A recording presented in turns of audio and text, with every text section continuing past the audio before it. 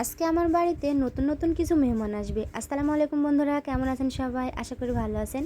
আপনাদের দোয়ায় ও ভালোবাসায় আমরাও ভালো আছি। তো এই তো দেখেন, আমি সকাল সকাল ঘুম থেকে উঠে সব কাজ কাম সেরে কিন্তু মাংসগুলো ফ্রিজ থেকে বের করে ভিজাই রেখেছিলাম। আর এই মাংসগুলো এখন আমি কুটে বেছে ভালো করে পরিষ্কার করে ধুয়ে নেব, কারণ আমার বাড়িতে আজকে নতুন নতুন কিছু মেহমান আসবে, মানে দাওয়াত দিয়েছি। আর এই মেহমানগুলোর জন্য আমি রান্না বান্না করব। তাই তো দেখেন, ভালো করে মাংসগুলো পরিষ্কার করে নিচ্ছে। এক জায়গায় গরুর মাংস আর এক জায়গায় মুরগির মাংস। আমার একটা নতুন মেহমান যায়, মানে আমার দেওরের বউ গরুর মাংস খায় না, সেই জন্য ওর জন্য মুরগির মাংস রান্না করছি। আর আমি প্রথমে কিন্তু গরুর মাংসটা আগে চড়াই দিয়েছি, গরুর মাংসটা আগে রান্না করে নিচ্ছি।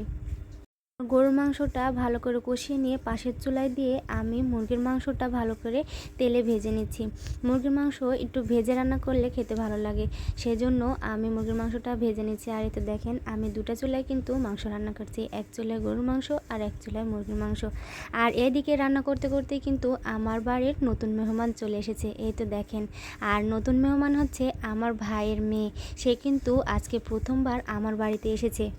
আজকে প্রথম কিন্তু আমার এই মেয়েটা আমার বাড়িতে এসেছে, তাই আমি বললাম আমার বাড়িতে নতুন মেহমান আসছে। আর এই তো দেখেন, ও আসা মাত্রই আমি ওকে কোলে নিয়ে বাড়ির মধ্যে চলে এসেছি। আর এইদিকে কিন্তু আমার রান্না বান্না প্রায় শেষ, মানে সব কিছু রান্না আমার কমপ্লিট হয়েছে। এই তো দেখেন, এখানে ভাত রান্না করেছি, এই তো মুরগির মাংস, গরুর মাংস আর পাতলা ডাল রান্না করেছি।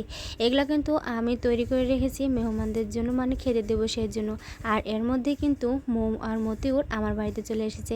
ওরা কিন্তু আমার ননদ আর আমার নন্দু, ওদেরকে আমি বাদ দিতে পারি বলেন? সেই জন্য ওরা, মানে ওদের আশায় সবাই বসে আছে একসঙ্গে খাবে বলে।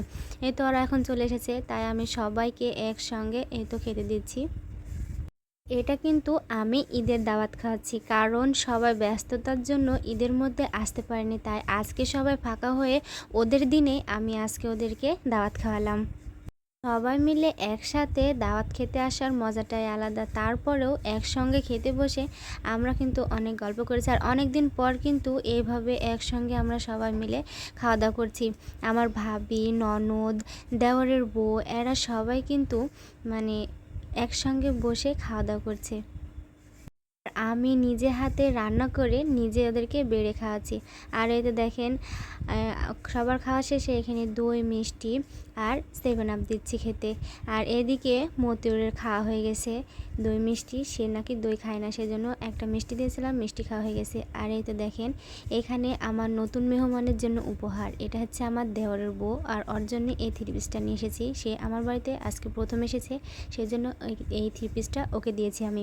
আর আমার এই নতুন মেহমানের জন্য একজোড়া তুড়া বানিয়েছি। তুড়াটা কেমন হয়েছে সবাই কমেন্টে বলবেন। তো আজকের ভিডিও এ পর্যন্ত। সবাই সুস্থ থাকবেন, ভালো থাকবেন, আল্লাহ হাফেজ সবাই।